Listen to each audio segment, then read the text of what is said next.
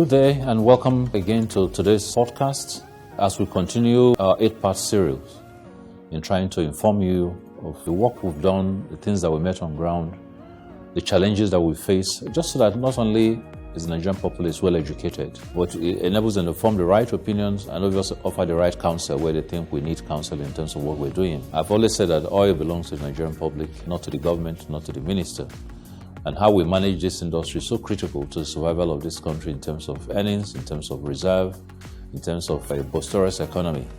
So we'll continue to spend time with you, bringing you up to date on what we've done. It's the pattern that we adopted in 2015 when we came in, and we've continued thereafter. And this 8-part series basically covers the whole panoply of the 7-point agenda. The first, if you remember, we dealt with Niger Delta security and all the work that's been done there, and how the work in there has helped stabilize production. And then the second podcast dealt with the refineries, the things we met, the capacities we're trying to grow, the positivism in the horizon, but the challenges that we face on our way to that work. Today we're going to focus on international energy relations and coordination. And I guess a lot of you will say, what's that all about? The reality is that oil has become an international commodity.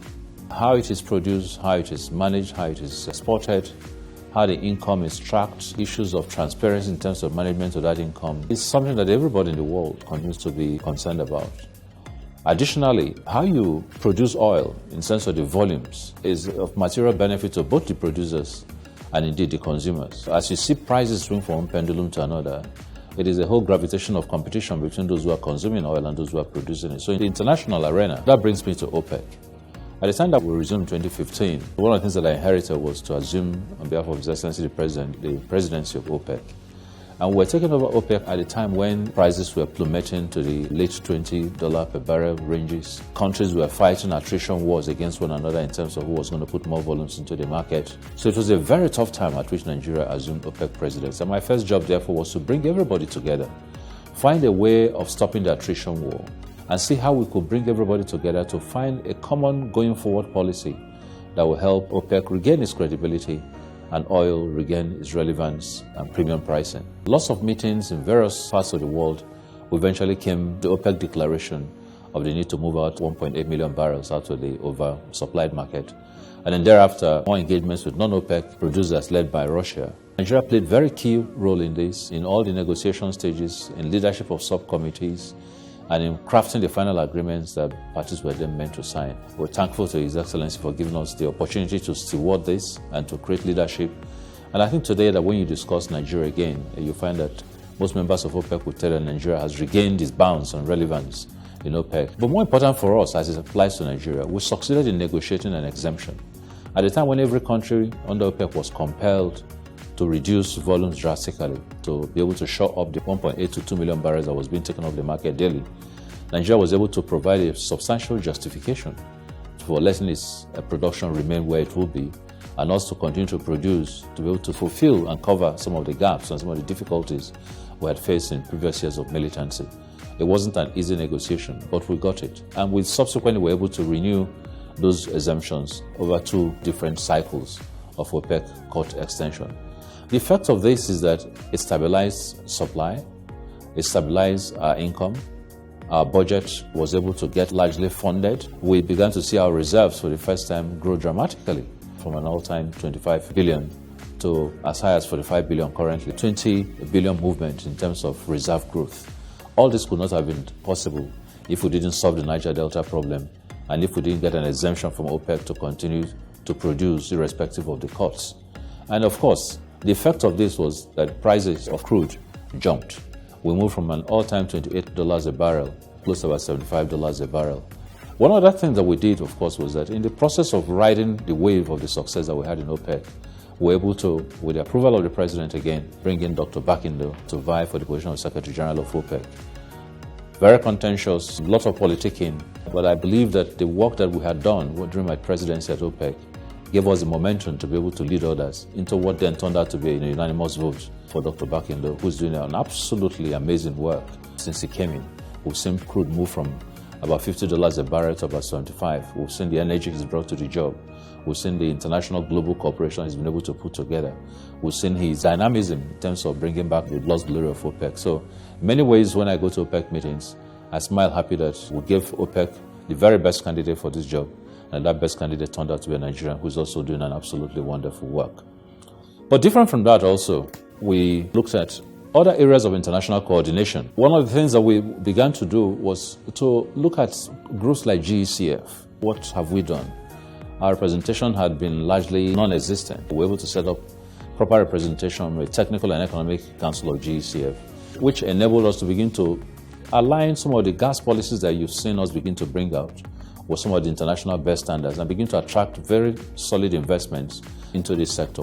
One of the fallouts of this is the decision of Nigeria LNG now to take its 7th train and therefore increase substantially the gas production in Nigeria, move Nigeria anywhere to about the 2nd or 3rd largest gas exporter in the world. That's a substantial move, and it's a huge amount of investment and a huge amount of investors' confidence in this country.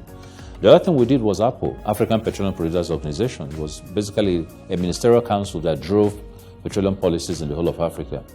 We served on that position as president of APO in 2015, early 2016. We relinquished that position.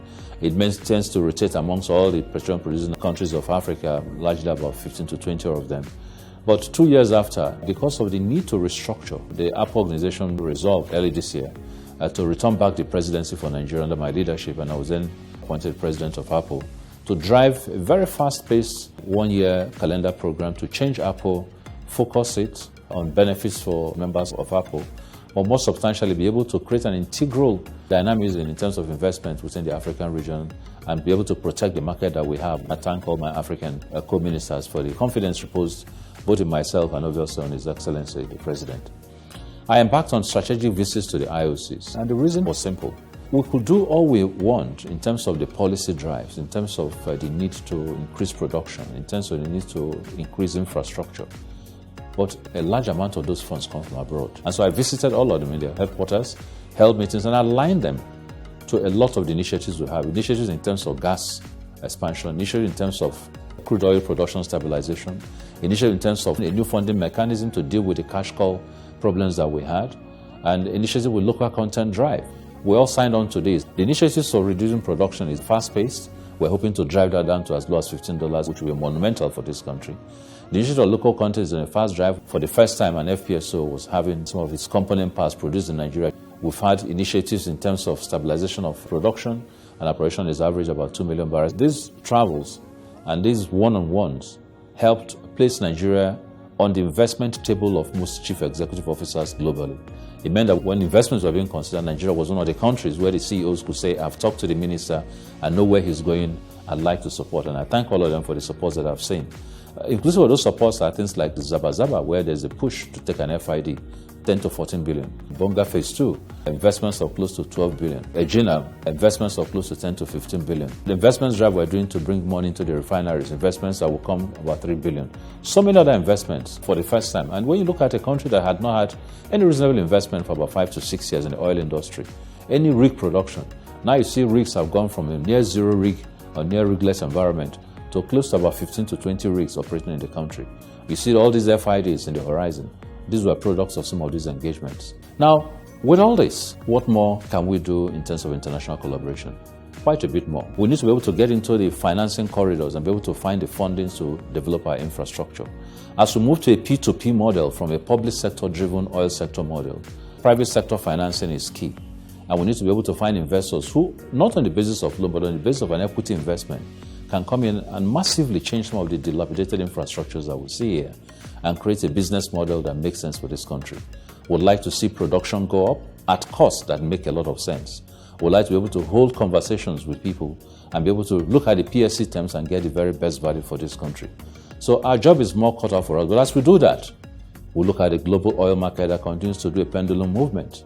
How do we ensure that stability remains? We need to do this because the earlier Nigeria can reap the best benefits in terms of its income from this source, the better we can do our diversification projects, the better we can finance our budgets, the better we can create employment, the better we can create peace and harmony in component states of this federation, and the better lifestyle you have as a Nigerian citizen, just like myself. I thank you for listening.